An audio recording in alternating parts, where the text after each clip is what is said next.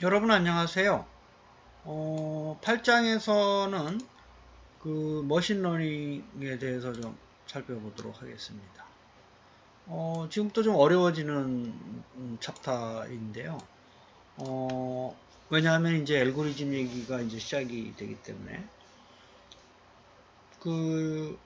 저희들 앞에서부터 쭉 얘기했지만 인공지능의 그 태동에서부터 학자들이나 연구하는 분들이 알고리즘의 효율성을 찾기 위해서 맨 처음 시도했던 게 수학적 기반의 명제를 이용한 전문가 시스템이죠. 그래서 이게 어떤 연역법, 귀납법, 뭐 3단론법 뭐 등등의 어떠한 그 논리의 전개와 그 다음에 수학적 명제, 참과 거짓을 판별할 수 있는 그걸 가지고 이제 전문가 시스템을 구축을 했고 동시대인 뉴럴 네트워크가 이제 활성화가 시작이 됐죠. 그래서 다음 주에 이제 뉴럴 네트워크를 이제 또 설명을 할 수가 있는데 이게 이제 대표적인 지도학습 방법입니다. 그런 와중에 어떠한 데이터가 많아지고 또 컴퓨팅 파워가 높아지면서 기계 스스로 학습을 좀 시키자. 이게 머신러닝이라고 하는 게 기계의 이제 학습이죠. 머신러닝. 기계가 학습하는 거. 그래서 학습 방법은 이따가 설명드리겠지만 세 가지가 있어요. 지도학습, 비지도학습, 강화학습. 그래서 효율적인 알고리즘을 찾고자 다양한 그 기법들이 기존에 이제 여태까지 제한되어 왔었던 데이터 마이닝 기법을 포함해서 머신러닝 기법이 이제 활성화가 됐고 요거의 이제 효율적 방법 중에 하나인 뉴럴 네트워크 분야가 활성화가 되면서 그 딥러닝까지 이어지고 있습니다. 이런 방법을 이제 살펴보도록 하겠습니다. 우리가 이제 머신러닝이 머신이라는 게 기계죠, 기계. 그렇죠? 기계라는 게 여러분들이 이제 컴퓨터라고 보면 돼요. 그렇죠?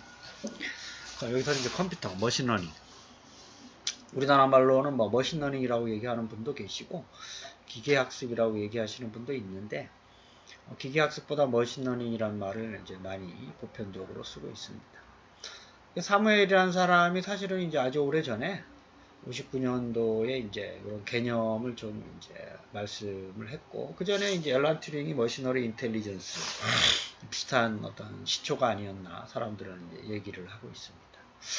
그래서 그 이후에 계속 이제 머신러닝이란 말에 대한 정의가 다양한 학자들에 이제서 이루어지고 있어요. 그래서 뭐 사무엘부터 시작해가 인공지능의 퍼셉트론 이것도 이제 크게 보면 이제 머신러닝 안에 들어가 있는 거고 로젠블럿이라는 사람이 또 요게 이제 다음 시간에 좀 얘기를 하겠지만 단층이냐 다층이냐에 따라서 그 어떤 처리할 수 있는 학습의 방법을 처리할 수 있는 기법이 다양해지는 또 이제 역전파 알고리즘, 백프로퍼게이션 알고리즘을 통해서 보다 효율적인 이제 알고리즘을 제안을 하고 있습니다. 그 위에 이제 그 여러 가지 디시전 트리라든지 SVM 이런 방법들이 또 제안이 되고 있어요. 그래서 기본적으로 학습을 이제 하는 거죠. 그래서 학습된 어떠한 그 경험을 가지고 새로운 문제에 대한 해결 방안을 제시를 해주는 게 머신러닝이다. 가령 예를 들어서 이게 가장 쉬운 예예요. 컴퓨터한테 이런 데이터를 줘요. 1과 2, 2와 4, 4와 8 이게 이제 학습 데이터죠. 7과 14, 5와 10 그러면 이제 물어봐요. 그러면 3일 때 뭐니? 이게 이제 여러분들이 이제 이건 뭐 너무 간단한 예제이지만 앞에 거에다가 2를 곱하면 2, 1은 2, 2는 4, 2, 4, 8, 2, 7, 14, 2, 50 이거 알 수가 있는 거죠. 그래서 3이 들어오면 6입니다. 이렇게 얘기를 해주는 거예요. 8이면 16입니다. 2, 8에 16 그래서 이제 이런 데이터를 어떻게 잘 넣어주고 어떻게 잘 학습을 시키느냐가 이제 지금부터 이제 관건이 되는 거죠. 그래서 이런 학습 데이터를 이제 얼마나 많은 양의 좋은 품질의 데이터를 넣어줘. 물론 이제 요 안에서도 뭐 어떤 경우 4의 8이 아니라 4의 7이 들어갈 수도 있어요. 이거는 정확한 어떤 데이터 조작성이 있는 데이터이기 때문에 사실 이렇게 정확한 데이터들이 들어오는 경우는 그렇게 많진 않아요. 뭐 이런 경우는 뭐 또한 뭐 2개, 3개, 4개 데이터만 있어도 뭐 문제는 쉽게 해결되지만 보통의 현실 세계에서는 이런 그 이상적인 데이터의 학습을 하기는 쉽지 않아요.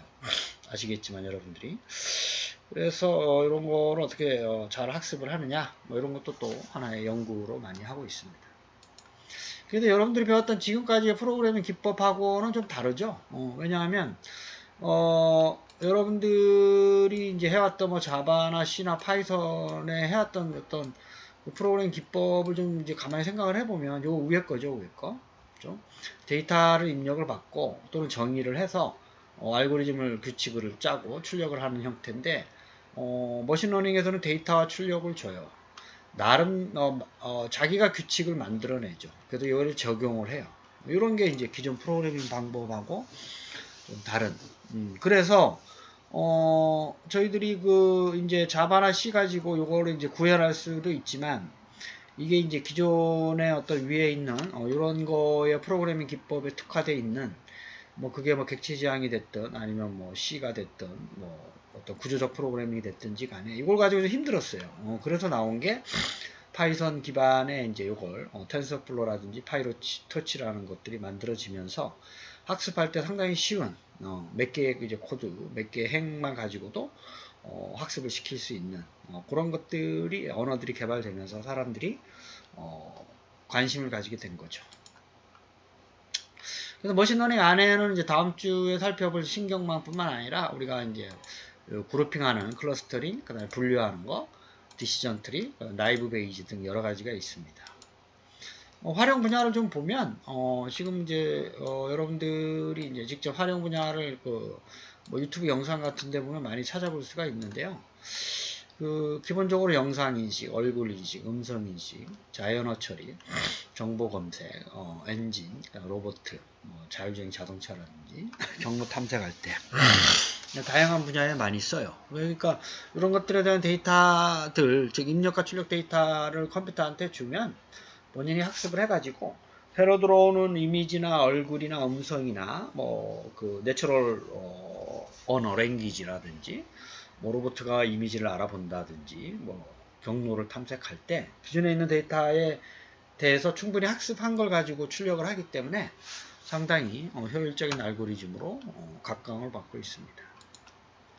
이게 이제 SNS에서 뭐 적절하게 어떤 친구를 소개시켜 준다든지 아니면 광고를 보내주는. 이게 이제 여러분들이 이제 페이스북에서 상당히 많은 글들을 보거나 읽거나 친구를 사귀거나 하잖아요. 이런 데이터를 얘네들이 분석을 하는 거죠. 트위터도 마찬가지고.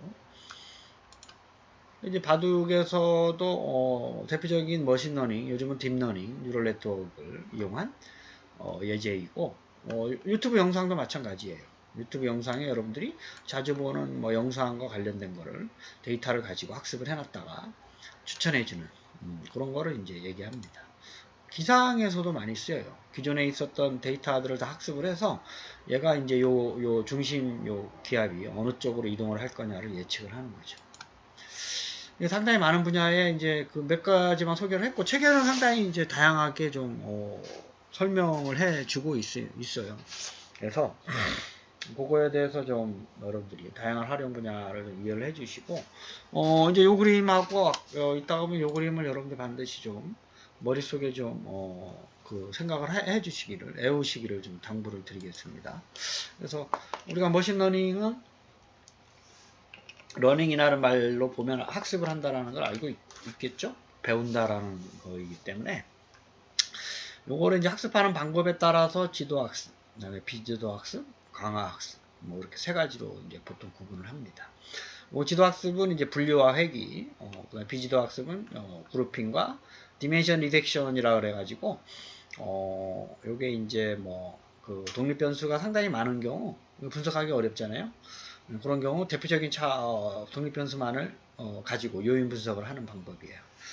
그러니까 여러분들이 뭐 이런 거죠. 중간고사를 성적을 잘 받는 학생들을 쭉 봤더니 뭐 다양한 요인들이 영향을 미칠 수 있죠. 그 중에 뭐 어떤 학생은 뭐 학습량, 어떤 학생은 날씨, 뭐 어떤 학생은 뭐 먹는 거, 뭐 다양하게 어떤 학생은 뭐 교수님의 강의 뭐 이런 스타일 이런 것들 중에 요인들이 너무 많기 때문에 그 중에 대표적인 요인을 찾아서 중간고사를 잘 보게 하기 위해서 학생들의 어떤 독립 변수들을 좀 격려시켜 줄 수 있을까 뭐 이런 거를 찾아내는 겁니다. 이게 다양한 분야에 활용이 되고 있어요. 그 다음 강화학습은 리워드를 줘가지고 우리가 이제 뉴럴 네트워크도 뭐 이제 적용할 수가 있는데, 리인포스먼트 러닝, 그죠? 잘 가는 쪽으로 리워드를 많이 줘서 그쪽으로 유도할 수 있는 그런 방법이에요. 그래서 지도학습은 분류와 회귀 이런 데 많이 써요. 그죠? 분류하는 거. 그 다음에 비지도학습. 이 지도학습은 그 출력 데이터를 주는 거고, 얘는 출력 데이터를 없이, 비지도학습은 출력 데이터 없이 그냥 데이터를 입력하면 자기가 알아서 클러스터링도 하고 차원 축소도 하는 뭐 이런 데 많이 씁니다. 지도학습은 아까 말씀드렸다시피 입력과 출력에 대한 데이터를 같이 주는 거예요. 아까 여기도 얘기했지만 이 데이터와 출력값. 비지도학습은 이 출력값이 없어요. 그냥 데이터만 있어요. 그걸 가지고 규칙을 만들어내는 방법입니다. 좀 더 어렵죠. 어렵다는 얘기는 또 정확도가 떨어진다는 거니까. 그래서 지도학습은 이제 이렇게 아까 XY 값을 이제 많이 주고 오염된 자동판, 자동차 번호판 이런 데 인식하는 데 많이 씁니다. 비지도학습은 출력값을 주지 않아요. 스스로 만들어내는 거죠. 그렇죠? 그래서 스스로 이제 규칙을 만들어내기 때문에 정확도나 신뢰도나 이런 면에서 효율성 면에서는 좀 떨어지긴 하지만 그래도 다른 방법에 비해서 효율적이에요. 강화학습은 리워드를 줘요.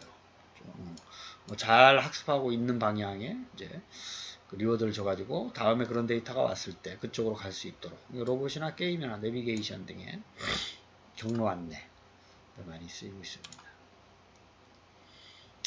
그래서 지도학습은 이렇게 요거는 사과다라고 하는 걸 주게 되면 얘가 이제 나중에 보게 알게 됐지만 뉴럴 네트워크에 이미지 인식하는 기술이 있어요. 픽셀로 나눠가지고 그래서 이제 이걸 사과다. 새로운 이런 이미지가 왔을 때 이런 학습된 걸 가지고 사과입니다 라고 얘기를 할 수 있는 거죠. 요게 그렇죠? 새로운 이미지가 왔을 때 학습이 돼 있기 때문에. 그래서 뭐 경험을 사용할 수 있다는 건데 지도학습은. 근데 이제 요 출력이 있는 데이터들에 해당이 되기 때문에 출력 없는 데이터들은 좀 어렵죠. 그 다음에 학습하는데 시간이 많이 걸려요. 그렇죠? 데이터가 많은 경우 아무래도 비지도학습보다 시간이 많지만 다양한 문제 유형을 해결할 수가 있고 성능이 이제 우수한 거죠. 그래서 대표적으로 지도학습은 분류하거나 회귀 분석에 많이 써요. 그래서 뭐 이게 이제 대표적으로 보면 머신러닝 알고리즘을 써서 이메일 가지고 얘가 스팸 메일인지 정상 메일인지를 구분하는 방법이에요. 그렇죠? 기존의 스팸 메일에 대해서 학습 데이터를 줘가지고 이게 스팸인지 아닌지 그 스팸 보관 창고에다가 넣는 거죠. 메일 박스에다가. 그 다음에 이제 뭐 필기체 영상 이게 이제 MNAISD 데이터를 학습을 시켜가지고 새로 오는 데이터를 이제 문자를 인식하는 숫자를 인식하는 그런 방법이 대표적인 지도학습의 분류 기법에 해당이 됩니다. 분류는 상당히 많이 써요.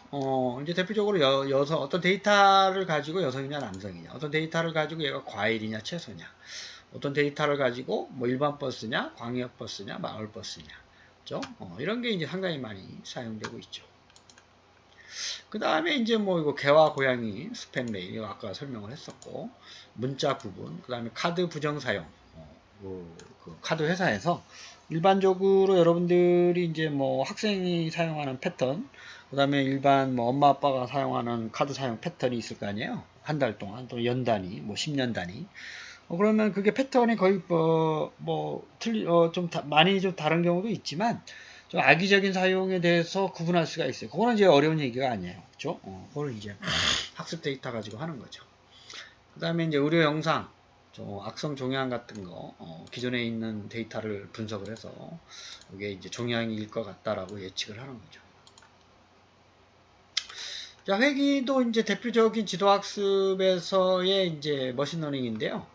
여기 이제 여러분들이 이제 검색을 해보면 스탠포드 대학에서 보면 요걸 가지고 이제 머신러닝의 1교시 강의를 많이 합니다. 이게 가장 쉬운 예제이라서 여러분들이 이건 알겠죠. y는 ax 더하기 b라는 거. 여기서는 이제 기울기가 b인데 어떤 데이터들이 많아요. 이게 이제 실제적인 데이터들이에요. 그렇죠? x와 y 값에 대해서. 이거 뭐 쉽게 얘기하면 뭐 이거는 뭐 단위가 맞지는 않지만 키가 큰 학생은 아무래도 몸무게가 좀 크겠죠. 일반적으로. 물론 이제 작은 학생도 있지만. 그 다음에 이제 남성인 경우, 뭐 여성 남성이면 남성이 좀 키가 크고, 뭐 몸무게도 좀 크고, 뭐 이런 건데, 그런 어떤 선형적 관계에 있는 것들을 분석을 할 때, 이런 데이터들을 가지고 이 직선을 이제 찾아내요. 그게 이제 MLE라 그래서, 맥시멈 라이클리드 에스티메이터라고 해서 요 A와 B 값을 예측을 할 수가 있습니다. 그래서 요 차이를 최소화하는 거, 요 차이를 최소화하는 선을 잡을 수가 있어요. 그래서 어떤 새로운 학생이 왔을 때 뭐 키나 몸무게나 여성이만 알면 이 학생의 뭐 몸무게를 알아낸다든지 하는 거죠. 뭐 그런 예제를 여러분들 영상을 보면 찾아낼 수가 있어요. 근데 이런 것들이 상당히 이제 요 회의 귀인데요. 회의 귀. 리그레이션이라는 말이 이제 우리나라 말로 이게 리그레이션이라고 얘기를 합니다. 그래서 여기 보면 이제 요 회계직선까지의 y축 방향의 거리의 제곱이야. 왜 제곱을 하냐 하면 요거는 플러스지만 요건 마이너스가 될 거 아니야, 차이가. 그래서 제곱을 해야 요 차이를 구할 수가 있기 때문에 요걸 이제 제곱의 합을 미분해서 하게 되면 요 a와 b 값을 구할 수가 있어요. 그걸 이제 여러분들이 가지고 새로운 데이터에 대해서 입력값에 대해서 출력값을 예측하는 방법입니다. 그래서 이제 이게 이제 상당히 다양한 기법에 쓰이고 있고, 날씨, 뭐 판매, 원유 가격, 주택 가격, 주가, 뭐 이런 것들을 하는데 많이 써요. 그 다음에 이거 분류죠, 분류. 요쪽에 속하느냐, 요쪽에 속하느냐. 요게 이제 이진 분류라 그러는데, 3차원 분류 방법도 있지만, 요거는 이제 요 x에 대한 y 값을 예측하는 거고, 요거는 그룹핑을 지는 거고, 분류. 이게 이제 SVM이라고 해서 많이 쓰이는 기법입니다. 근데 이거 이제 어떠한 분류는 어떠한 이진 분류를 예를 들면 남자 여자, 그죠? 내일은 덥다 춥다, 그죠? 그 다음에 회기는 이제 독립변수에 대한 y 값을 예측하는 거, 그죠? 그래서 분류는 이제 이런 기법들이 있어요. 대표적으로 SVM이 많이 쓰이고요. 나이브 베이지라고 해서 이것도 쓰고 KNN이라는 방법도 씁니다. 분류 기법. 대표적으로 나이브 베이지는 여러분들 수학 시간에 조건부 확률 있죠? 그건 베이지라는 사람이 만들어낸 수학 알고리즘인데, 이게 사전, 사후. B라는 확률을 알고 있을 때 A라는 확률. 그죠? 그래서 조건부 확률이라고 하는데, 요게 사후 확률 알아내는 것보다 사전 확률 알아내는 게 쉬운 경우, 사후 확률을 예측할 때 많이 써요. 그죠? 그래서 대표적으로 보면 이제 이런 데 많이 쓰고, 의사결정 트리는 이제 이런 게 많이 써요. 그죠? 이것도 이제 대표적인 분류 방법인데, 남성이냐? 이거 학습 데이터를 가지고, 나이가 85냐? 그러면 이제, 그죠? 80보다 작냐? 그 다음에 다른 어떤 변수. 그죠? 우리 스무고개 했던 것처럼, 스무고개라고 하는 게 어떠한 질문자가 답을 생각하고, 다른 사람 질문하는 거에 대해서 예스냐, 노냐만 하잖아요. 요게 이제 참과 거짓, 참과 거짓, 참과 거짓 두 가지 논리를 가지고 접근을 합니다. 그죠? 이제 세 가지, 네 가지인 경우는 뉴럴 네트워크를 보통 쓰고요. 의사결정 트리는 보통 요 두 가지죠. 그래서 사람들이 주택이나 자동차 구입 비용이 어느 정도 생각하고 있느냐, 그죠? 그걸 이제 예측할 때도 쓰고, 실제 요거는 여러분들이 타이타닉이라는 영화를 봤죠? 예전에, 아주 오래전에, 빙하에 부딪혀가지고 죽었는. 영화에서는 사실상 거의 죽은 사람들이 많이 죽었다고 하지만 사실은 생존자들이 많았어요. 근데 그런 경우, 남자인 경우, 이쪽 여자죠. 그러니까 여성들이 많이 좀 살았죠. 왜냐하면 이제 보트를 많이 이제 채워가지고. 아닌가요? 남자인 경우가 좀 많이 생존이네. 여자인 경우는 36% 그러네요. 그렇죠? 나머지 60 몇 %가 남자라는 얘기네. 그렇죠? 남자가 좀 많이 이제 그때 살았고, 85세 이상이면 많이 죽었어요. 85세 미만이면서 요게 뭐냐 하면 여러분 검색을 해보면 동반자, 그러니까 2.5명이죠 평균. 그러니까 와이프, 자녀, 이렇게 많이 탄 사람이 많이 죽었다는 얘기고, 동반자가 적은 경우가 좀 있죠. 이것도 뭐 이게 앞에 있는 숫자가 뭔지는 모르지만 비율적으로 보면 이제 그런 걸 이제 가진 거하고 이제 결정하는 거예요. 그래서 뭐 이거를 이제 그때 데이터 가지고 확인할 수가 있고, 그래서 어떠한 빙하의 충돌이 어떤 됐을 때 뭐 이런 상황이 이제 앞으로는 발생하지는 않겠지만 그 당시에 요 디시전 트리 가지고 분석을 했던 거고, 어떤 새로운 배가 빙하에 충돌됐을 때 나이하고 동반자 가지고 분류할 수 있는 기법입니다. 그래서 SVM이라는 게 일반적인 분류 방법이에요. 근데 요거는 이 선을 찾아내는 게 중요한데요. 요게 이제 마진이라는데요. 마진. 요 놈하고 요 놈하고. 물론 이제 요쪽에 있는 데이터도 여기 있을 수도 있고, 요 빨간색이 여기 있을 수도 있어요. 그렇죠? 하지만 이게 학습 데이터라고 하면, 하지만 그 차이를 가장 최소화하는 거, 그렇죠? 하는 걸 찾아내는 거죠. 그러면 새로운 데이터가 왔을 때, 요 독립변수와 종속변수 두 가지 변수 가지고, 너는 이쪽이야, 너는 이쪽이야, 너는 남성이야, 여성이야, 뭐, 그렇죠? 뭐, 너는 이제 뭐, 그 서울에 살아, 아니면 수도권에 살아, 아니면 지방에 살아. 너는 뭐 이렇게 두 가지의 어떤 분류 방법, 그렇죠? 내일 날씨가 더울 거야, 안 더울 거야, 뭐 이런 거 있죠. 이것도 이제 상당히 많이 쓰이고 있습니다. 지금도 이제 쓰이고 있고, 요게 이제 뭐 고양이야, 강아지야, 이런 거 찾아낼 때. KNN이라고 하는 건 요 말 그대로 보면 nearest neighbor라 그래서 근처에 있는 놈끼리 묶는 거예요. 그렇죠?